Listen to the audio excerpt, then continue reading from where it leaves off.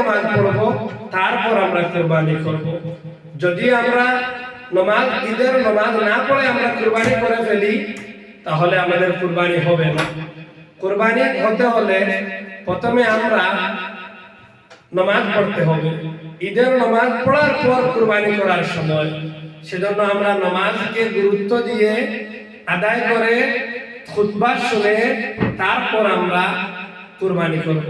যে এলাকাতে ঈদের নামাজ পড়া হয়, যে শহরে ঈদের নামাজ পড়া হয়, সেই শহরের মানুষ ঈদের নামাজ না পড়ে কুরবানি করলে তাদের কুরবানি আদায় হয় না।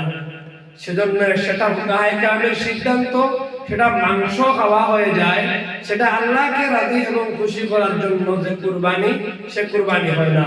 সেজন্য আমরা প্রথমে নামাজ পড়বো, তারপর আমরা কুরবানি করব। আর একটি আয়াত সে সম্পর্কে রয়েছে, আল্লাহ পাক ফরমাইতেছেন, কুল ইন্না সলাতি ওয়া নুসুকি ওয়া মাহইয়ায়া ওয়া মামাতি লিল্লাহি রাব্বিল আলামিন। আল্লাহ পাক ফরমাইতেছেন, হে নবী, আপনি আপনার উম্মতগণকে নির্দেশ দেন, ইন্না সলাতি, তারা যেন প্রথমে নামাজ কায়েম করে। এখানে প্রথমে নামাজের কথা, তারপরে আল্লাহ পাক ফরমাইতেছেন অনুসুখী, এবং তারা যেন কুরবানি করে। অর্থাৎ প্রথমে নামাজ, তারপর কুরবানি। এই উভয় আয়াত দ্বারা আমরা এতটুকু বুঝতে পারি যে প্রথমে আমরা ঈদের নামাজ পড়বো, তারপর কুরবানি করব। যদি আমরা নামাজ পড়ি না, কুরবানি করি, সেটা কুরবানি হবে না। এখন প্রশ্ন হলো, আমাদের এলাকাতে বিভিন্ন জায়গায় ঈদের নামাজ হয়, বিভিন্ন ভাবে ঈদের নামাজ, বিভিন্ন জায়গায় ঈদের নামাজ হয়, মসজিদে, মাঠে, ঈদগাহে, বিভিন্ন জায়গায় যেখানে যার সুবিধা সেখানে ঈদের নামাজ পড়তেছেন এবং পড়েন।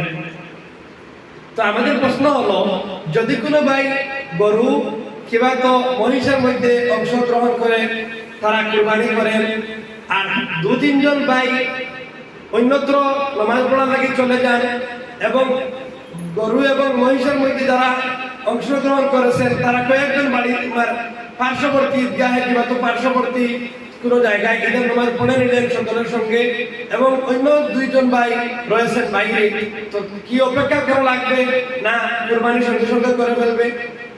এখানে কথা হলো, যেখানে পশু থাকবে সেখানে কথা। অর্থাৎ যদি পশু দুইটাকে, উদাহরণ মোতাবিক আমার ঘর মনে করেন আপনারা আসিফগঞ্জের পাশে, আমি যদি আসিফগঞ্জের পাশে কোনো ঈদের নামাজ আদায় করে ফেলি, আর অন্যত্র 2 ভাই থাকেন, তাহলে সেরা তারা আসলেও হবে, না আসলেও হবে, কুরবানি করা যায়, কোনো অসুবিধা নাই। কারণ কয়েকজন ভাই তো ঈদের নামাজ পড়ে নিয়েছেন, বাকিরা ঈদের নামাজে গেছেন, তারা অন্যত্র পড়ে আসবেন, কোনো অসুবিধা হবে না, কুরবানি করতে পারবেন। তো আমার ভাইয়েরা, আমরা প্রথমে ঈদের নামাজ পড়বো, তারপর কুরবানি করব। এখন প্রশ্ন হলো, কুরবানি কি? কুরবানি হলো, সাহাবায়ে কেরাম জিজ্ঞাসা করেছিলেন আল্লাহর রাসূল সাল্লাল্লাহু আলাইহি সাল্লামকে, আয় আল্লাহর নবী, কুরবানি কি এবং সেটা করলে আমাদের উপকার কি হবে?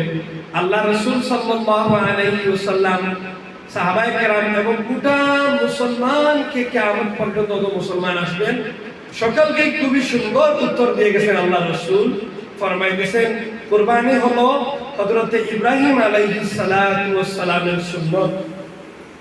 সাহাবায়ে কেরামরা আবার জিজ্ঞাসা করলেন, আল্লাহর রাসূল, এটা আমরা আমল করলে আমাদের কি হবে? আল্লাহর নবী ফরমাইলেন, যদি তুমি কুরবানি করো, তাহলে কুরবানির প্রতি পশুর লুমে লুমে তোমাদেরকে সওয়াব দেওয়া হবে। আল্লাহ পাক তোমাদেরকে পুরস্কার দিবেন, সওয়াব দিবেন। সাহাবায়ে কেরাম আবার জিজ্ঞাসা করলেন, আয় আল্লাহর রাসূল, আমরা তো কুরবানি করব, কিভাবে করব? আল্লাহর রাসূল ফরমাইলেন, যাদের সামর্থ্য রয়েছে তোমরা কুরবানি করো,